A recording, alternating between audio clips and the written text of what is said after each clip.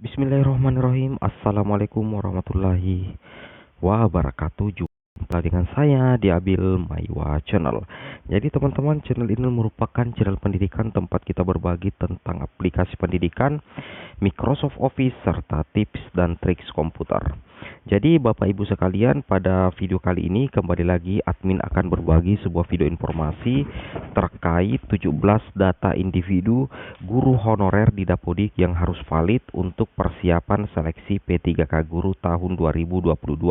Jadi ini adalah merupakan final data individu guru honorer, karena dasar kami membuat konten ini tentunya berdasarkan data individu guru yang ada di aplikasi Dapodik. Jadi ini resmi teman-teman ya, dan ini final. Kami tidak mengambil sumber dari aplikasi lain karena aplikasi yang kami gunakan adalah merupakan aplikasinya Kemendikbudristek. Oke, tanpa berbasa-basi lagi kita langsung cek saja ke 17 data tersebut. Jadi yang pertama di sini teman-teman ya, ini adalah data individu yang kami unduh dari laman data individu guru honorer di aplikasi Dapodik, dan tentunya ini terkoneksi dengan data-data teman-teman yang ada di P3K ataupun yang terkait dengan afirmasi yang teman-teman terima. Karena teman-teman perlu pahami bahwa untuk mendaftar P3K itu wajib terdata di Dapodik, dan tentunya kita harus memperhatikan data-data yang data-data yang penting terkait dengan peluang kita untuk mendaftar P3K di tahun 2022 nantinya. Nah, di sini kita langsung saja. Jadi yang harus teman-teman perhatikan, data pertama adalah nama lengkap. Tentunya nama lengkap teman-teman di Dapodik itu sebaiknya tidak menggunakan gelar ya. Saya ulangi, sebaiknya tidak menggunakan gelar, tanpa singkatan dan gelar. Di sini dikatakan tanpa singkatan dan gelar. Jadi bagi teman-teman yang terlanjur di Dapodiknya itu ada gelar, misalkan SPD, MPD, maka teman-teman bisa menghubungi operator sekolah untuk melakukan verbal nama teman-teman di aplikasi Dapodik. Kemudian data yang berikutnya adalah NIK atau NIK. Nah, tentunya ini sangat penting teman-teman, bahkan 100% NIK itu harus valid. NIK yang ada di Dapodik itu harus sama dengan NIK yang ada di KTP ataupun NIK yang ada di kartu keluarga teman-teman yang berlaku. Dan tentunya NIK tersebut itulah nantinya yang akan didaftarkan di aplikasi Dapodik. Seperti itu teman-teman ya. Itu yang harus teman-teman pahami. Kemudian berikutnya adalah tempat dan tanggal lahir. Sebaiknya untuk tempat dan tanggal lahir itu disesuaikan dengan KTP teman-teman ya, dan kartu keluarga. Tapi terkait dengan tempat lahirnya, terkadang itu tidak terdeteksi di server, baik di servernya Dapodik ataupun di servernya Kemendikbud untuk P3K. Jadi terkadang yang diinput di situ adalah kabupatennya, sama dengan di Dapodik, langsung saja kabupatennya, seperti itu ya. Nah, kemudian nama ibu kandung ya, itu penting juga, nama ibu kandung. Setelah itu kita langsung ke bagian berikutnya terkait 17 data yang harus valid teman-teman ya. Nah, di sini yang paling penting itu bagian kepegawaian teman-teman sebagai guru honorer calon ASN P3K, dan tentunya ini juga penting untuk PNS ya. Jadi yang pertama itu, yang penting itu adalah status pegawai. Nah, jadi status pegawai teman-teman di Dapodik itu harus jelas teman-teman ya. Apakah teman-teman adalah honor daerah atau guru honorer sekolah. Kalau honor daerah berarti teman-teman sudah memiliki SK Bupati. Kalau teman-teman belum memiliki SK Bupati atau hanya memiliki SK Kepala Sekolah atau SK Komite, maka status kepegawaian teman-teman itu apabila teman-teman berstatus honorer itu adalah guru honorer sekolah. Beda halnya kalau teman-teman itu berstatus guru P3K, maka nantinya di situ adalah guru PPK, seperti itu. Nah, kemudian berikutnya data yang paling penting itu adalah NUPTK ya. Jadi NUPTK teman-teman yang terdata di Dapodik wajib valid dengan data yang ada di Info GTK dan SIM PKB. Kenapa? Karena NUPTK itu sangat penting teman-teman ya, untuk digunakan pada saat PPG atau untuk mendapat salah satu persyaratan untuk mendapatkan aneka tunjangan. NUPTK itu harus valid di aplikasi Dapodik. Meskipun teman-teman memiliki NUPTK dalam bentuk kartu, tetapi ternyata nomor NUPTK yang teman-teman inputkan di Dapodik itu ternyata salah, maka tetap data teman-teman itu akan bermasalah. Seperti itu teman-teman ya. Maka sebaiknya itu di cross check lagi apakah nomor NUPTK teman-teman itu masih aktif, sudah benar atau bagaimana, seperti itu. Kemudian berikutnya adalah jenis PTK. Nah, jenis PTK ini juga sangat penting teman-teman ya. Jenis PTK ini sangat penting. Apakah teman-teman adalah guru mapel atau guru kelas, itu wajib valid teman-teman ya. Harus disesuaikan dengan ijazah teman-teman sekalian ya, seperti itu.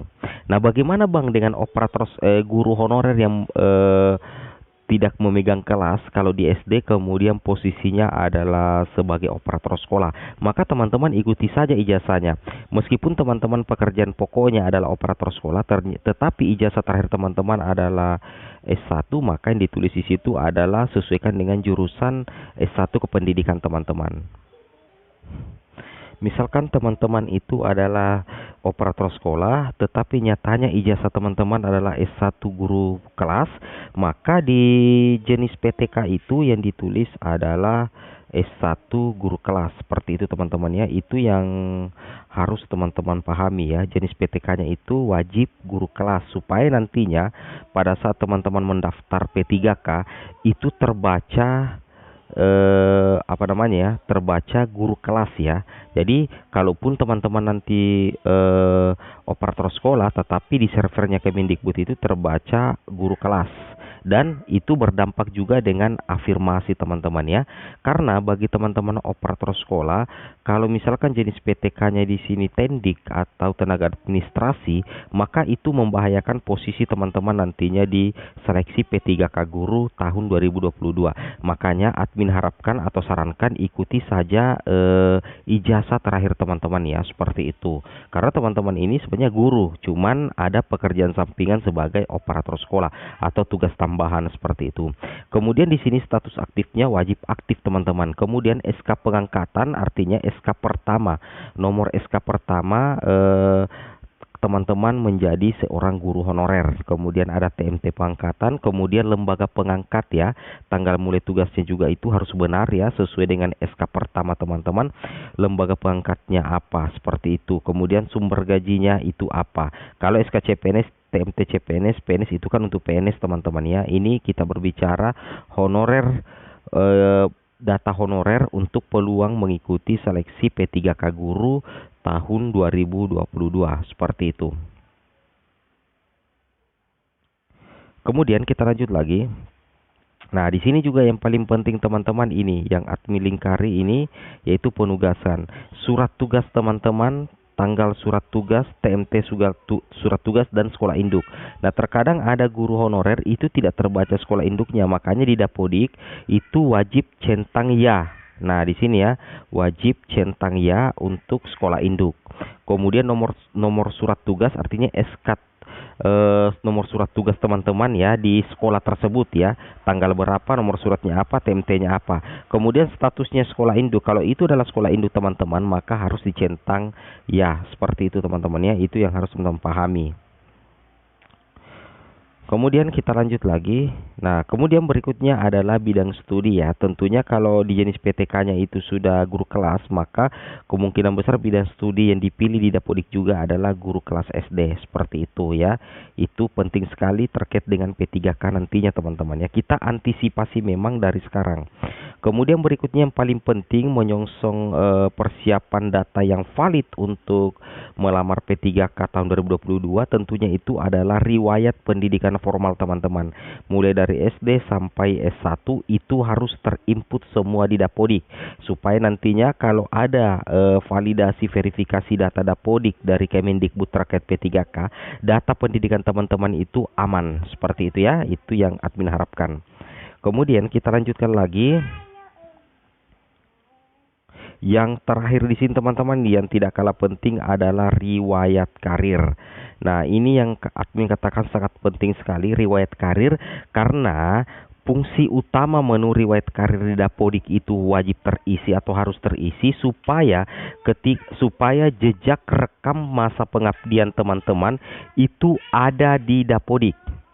Artinya ada jejak rekam pengabdian teman-teman itu tertulis semua di Dapodik.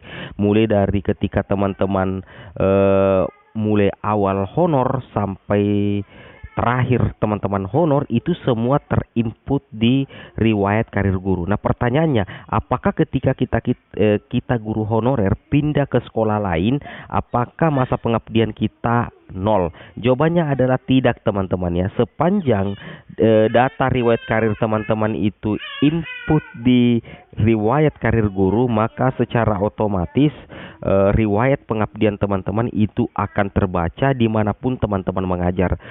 SD yang satu, SD yang kedua, SD yang ketiga, tempat teman-teman mengabdi, itu semua input di riwayat karir guru, sehingga masa pengabdian teman-teman itu akan terekam dan tetap terbaca di servernya Kemendikbudristek. Seperti itu, teman-teman ya. Oke, mungkin cukup sampai di sini 17 data penting yang wajib valid menjelang seleksi P3K tahun 2022. Semoga video ini bermanfaat. Assalamualaikum warahmatullahi wabarakatuh.